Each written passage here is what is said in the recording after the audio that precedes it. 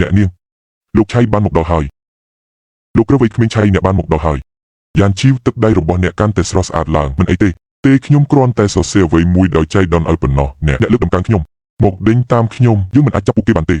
យ៉ានមិនអាចចាប់ពួកគេបានទេក្បាញ់នេះមិនអស្ចារ្យទេមើលលេងទៅយ៉ានជីវមកនេះឲ្យលឿនអរគុណអ្នកមិនអីទេដូច្នេះជាច្រើនឆ្នាំបានកន្លងផុតទៅមកលីនជីកាន់ឲ្យជាប់បើមិនដូច្នោះទេយើងនឹងមិនទទួលខុសត្រូវទេប្រសិនបើអ្នកដួលតើមានន័យអ្វីនៃការលេងល្បែងបើអត្ថបទគោលនយោបាយមិនទាន់ចប់យ៉ានឆេនសម្រាប់សិនទៅមកលេងខ្ញុំកំពុងប្រាប់អ្នកឲ្យត្រឡប់ទៅវិញយប់នេះព្រះច័ន្ទភ្លឺខ្លាំងណាស់ហើយខ្យល់ក៏បក់ស្រាលដែរទន់ភ្លន់សំបីតែជ្រកកបៀងក៏ហាក់ដូចជាវាស្ងាត់ខុសពីធម្មតានៅក្នុងក្រសែភ្នែករបស់ខ្ញុំមិនថាពន្លឺព្រះច័ន្ទស្រស់ស្អាតប៉ុណ្ណានោះទេវាមិនល្អដូចអ្នកឈរក្បែរខ្ញុំទេលើក្បែរខ្ញុំយ៉ានជីវចាប់តាំងពីបំណងប្រាថ្នាដំបូងនៃដំប៉ំក្តាមមើលអ្នកបានអន់ក្បាលចុះហើយមិនបាននិយាយអ្វីទាំងអស់តាមវិធីនោះព្រះអាទិត្យលេចក្នុងចិត្តខ្ញុំជារៀងរាល់ថ្ងៃឧត្តមភាពនៅពេលនោះម្ចាស់វ័យក្មេងបានយកចិត្តទុកដាក់ចំពោះតើខ្ញុំជាម្នាក់នោះមែនទេ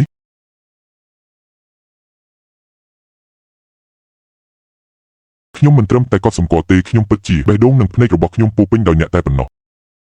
លីនយាយខ្ញុំដែរ